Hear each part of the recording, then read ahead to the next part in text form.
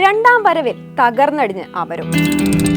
മമ്മൂട്ടിയുടെ റീ റിലീസുകൾക്ക് എവിടെയാണ് പിഴച്ചത്? പുതിയ സിനിമകളുടെ റിലീസുകൾക്കിടയിലും പഴയ ചിത്രങ്ങളുടെ റീ റിലീസുകൾക്ക് ഒരു പ്രത്യേക സ്വീകാര്യത ഇപ്പോൾ പ്രേക്ഷകർ നൽകുന്നുണ്ട്. മലയാളത്തിൽ മാത്രമല്ല, അത് തമിഴിലും തെലുങ്കിലും ഹിന്ദിയിലുമെല്ലാം ഈ ഒരു പ്രവണത നമുക്ക് കാണാൻ പറ്റും. എന്നാൽ മലയാളത്തിൽ മമ്മൂട്ടിയുടെ റീ റിലീസ് ചിത്രങ്ങൾക്ക് വേണ്ട രീതി നല്ല പ്രകടനം തിയേറ്ററുകളിൽ കാഴ്ചവെക്കാൻ പറ്റുന്നില്ലെന്നാണ് ആരാധകരും പ്രേക്ഷകരുമെല്ലാം അഭിപ്രായപ്പെടുന്നത്. ഇപ്പോൾ പുറത്തിറങ്ങിയ അമരം എന്ന എവർഗ്രീൻ ചിത്രത്തിലും സിനിമാ പ്രേമികളെ തിയേറ്ററിലെത്തിക്കാൻ ആയിട്ടില്ല.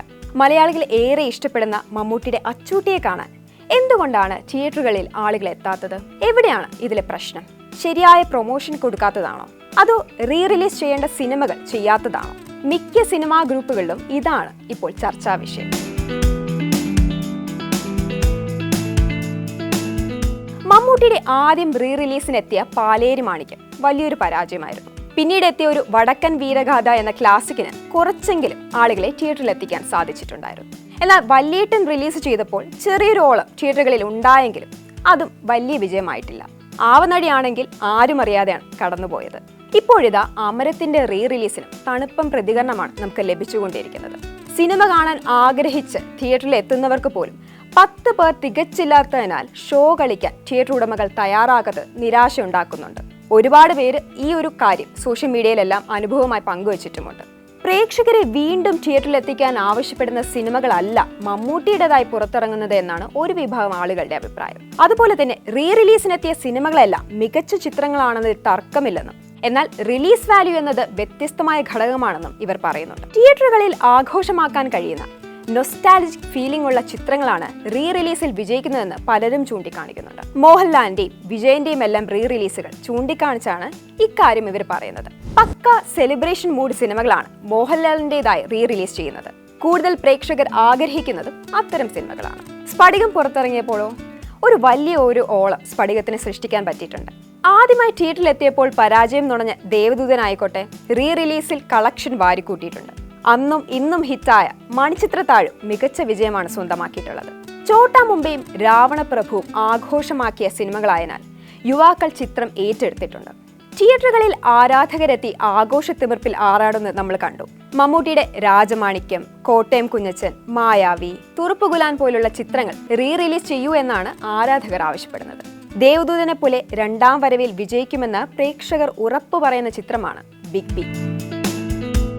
കാരണം ആദ്യം തിയേറ്ററുകളിൽ എത്തിയപ്പോൾ വിജയം സ്വന്തമാക്കാതിരുന്ന ചിത്രത്തിന് പിന്നീട് വൻ ഫാൻ ഫോളോയിങ് ആണ് ഉണ്ടായത്.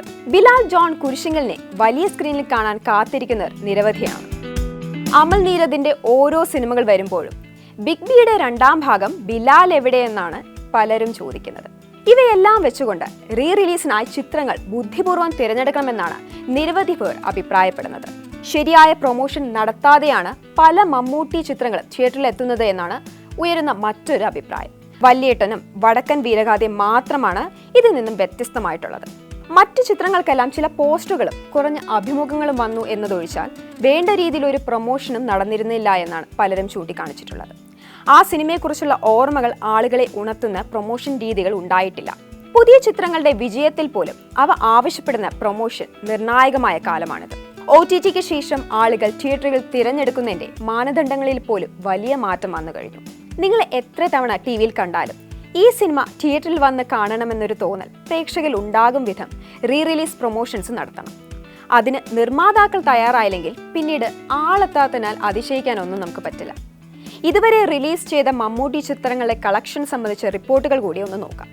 ആദ്യം റിലീസ് ചെയ്ത പാലേരി മാണിക്യത്തിന് റിലീസ് ദിവസത്തിൽ പോലും ടിക്കറ്റുകൾ വിറ്റുപോകുന്നില്ലായിരുന്നു. കൃത്യമായ ബോക്സ് ഓഫീസ് കളക്ഷൻ പുറത്തുവിട്ടില്ലെങ്കിൽ വളരെ കുറച്ചു തുക മാത്രമാണ് പാലേരി മാണിക്യത്തിന് ലഭിച്ചിട്ടുള്ളത്. 1 കോടിയിലധികം രൂപയാണ് വടക്കൻ വീരഗാഥ നേടിയത്. 95 ലക്ഷം രൂപയാണ് ആഗോളതലത്തിൽ വല്യേട്ടന് ലഭിച്ചത്. ഇപ്പോൾ പുറത്തിറങ്ങിയ അമരം നോക്കിയാൽ അമരം റിലീസ് ചെയ്ത് 2 ദിവസം കഴിഞ്ഞിട്ടും ബോക്സ് ഓഫീസിൽ ഒരു ചലനവും സൃഷ്ടിക്കാൻ പറ്റിയിട്ടില്ല.